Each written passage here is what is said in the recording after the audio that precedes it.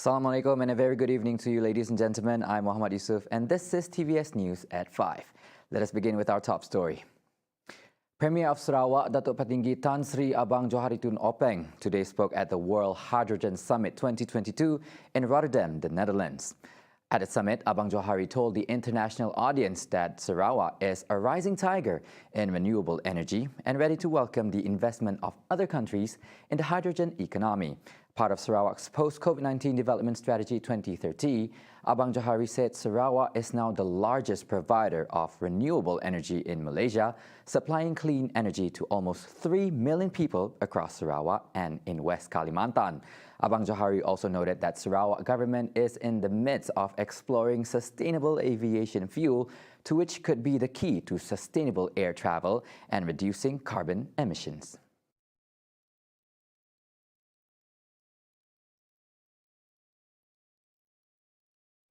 Now, Sarawak is blessed with a wide variety of marine products being surrounded by the sea. As such, the fishery sector has long been considered a provider of important foods and supports the health and economy. Hence, it is crucial to ensure a stable supply of fishery products and to properly develop the industry. A new fishery policy will promote efficient industrialization and transform the northern region of Sarawak into a fishing industrial zone. Dan kita akan buat secara zon. Ada sekurang-kurangnya 4 zon di awal-awal. Dan ini akan kita buat secara berbeda untuk sasaran. Dan kita juga insya-Allah ya, satu jalan lagi akan dibuat yang menghubungkan terus kepada pusat perindustrian. Satu kajian sudah dibuat, kita telah engage dan syarikat daripada Singapura untuk designing plan for industrial area. Dan ini termasuk proposal daripada negara China untuk meletakkan untuk membuat projek mereka. Dan ini akan dihubungkan dengan jalan raya. Airport baru pun sudah jauh. Jadi kita membuat perencanaan secara holistik, secara menyeluruh. Dan dari segi local plan kita untuk kampung ini, kita sudah ada roughly what we are supposed to and what we are going to do. Bukan saja melibatkan dari segi kemudahan infrastruktur dan aktiviti ekonomi. Tengah, who is also Bukit Sari State Assemblyman, wants the community in Awat-Awat to partake in the initiative so that both can bear the fruit of their labor. Jadi, jangan takut, jangan ada rasa rendah diri. Kalau petani bersatu padu kerja kuat, insya-Allah kita akan dapat mengubah nasib kita. Yang penting sekarang ini kita tumpukan usaha bagaimana untuk membantu rakyat, untuk rakyat dapat meningkatkan kesejahteraan hidup. Bagaimana kami dapat membantu kebajikan masyarakat. Earlier, Tengah spoke at the Ramah Tamah Idul Fitri with over 1,000 attendees at Awat-Awat on Sunday. Now, domestic and international flights to Sarawak will increase rapidly by the end of 2022. Minister of Tourism, Creative Industry and Performing Arts, Datuk Sri Abdul Karim Rahman Hamzah, is confident that through the state's tourism products that are currently being promoted, the goal of achieving its tourist target is now possible, especially with many upcoming international events being held in Sarawak. We have more or less reached to the stage where the flights that are coming into Sarawak now is more or less about the same as the one before COVID-19. If I'm not mistaken, we are already at about 600 plus a week.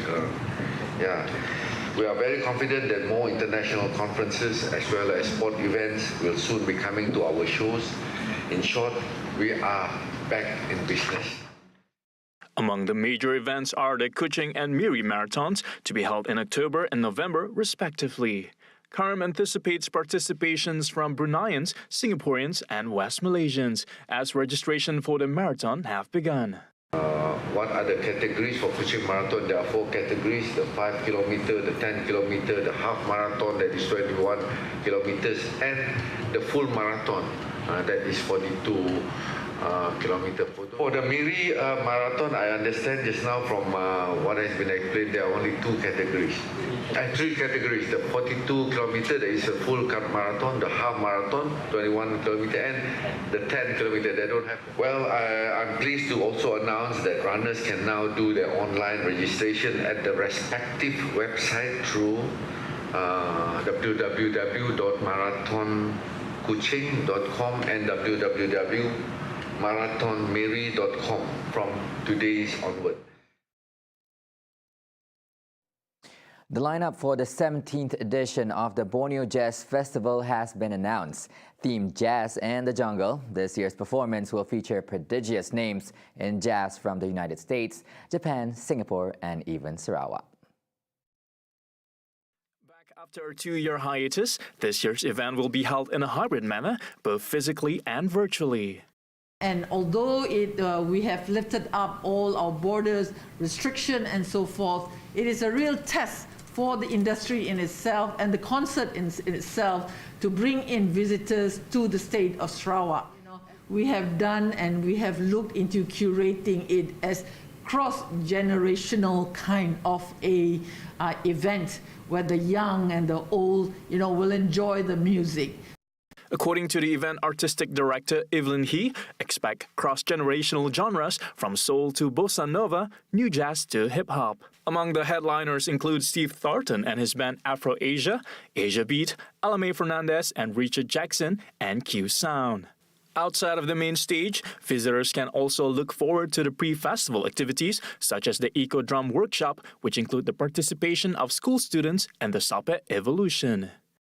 So we work closely with Miri partners, Miri City Council and My Living Arts to take recyclable waste, transforming them into drum and percussion instruments.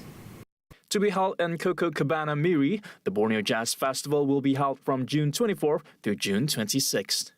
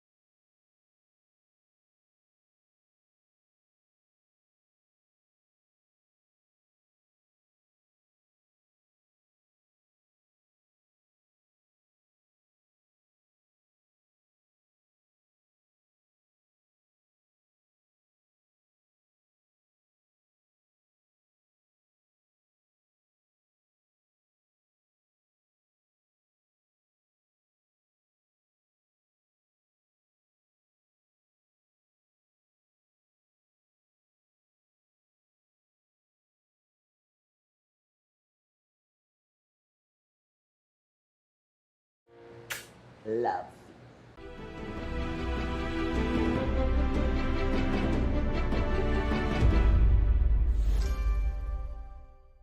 Welcome back. Now, a platform for a monthly dialogue session regarding contemporary issues of Malaysia has been proposed during the Pewarta Journalism Seminar and Workshop 2022 on Sunday, May 8th at the Borneo Convention Centre, Kuching, BCCK, with the hope to increase the knowledge pool of the public with in-depth conversations in regards to major encounters.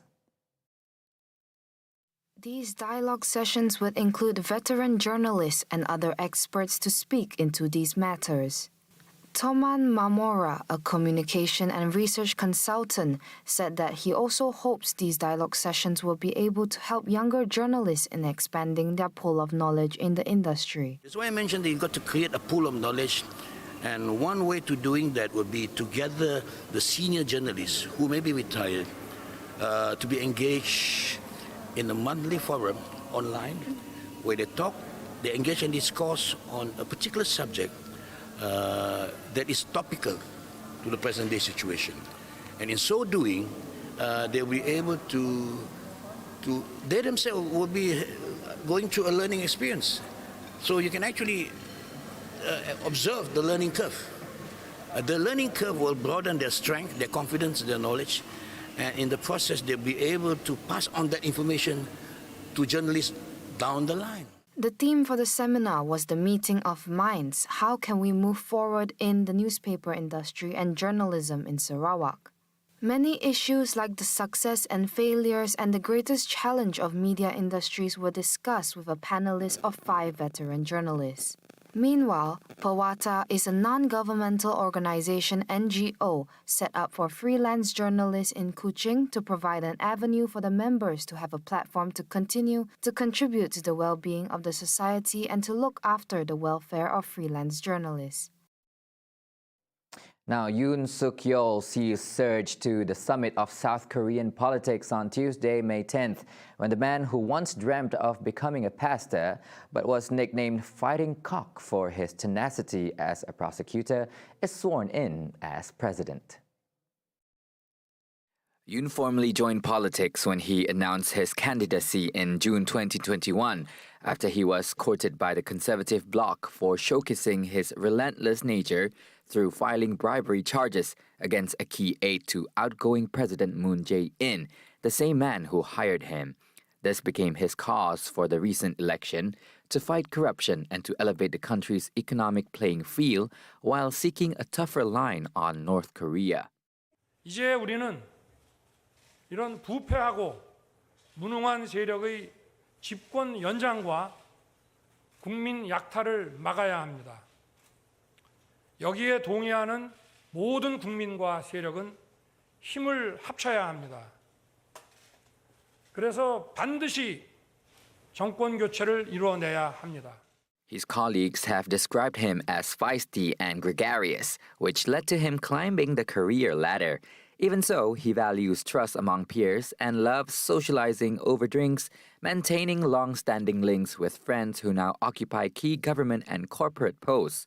He spent more than 2 decades in the legal service, putting many behind bars for corruption. His principle is somewhat rare to many, as he tells lawmakers that he is not loyal to any person other than the law itself, rather than those in power. And that's all the time we have for TVS News at 5. My name is Muhammad Yusuf. Happy Raya to you.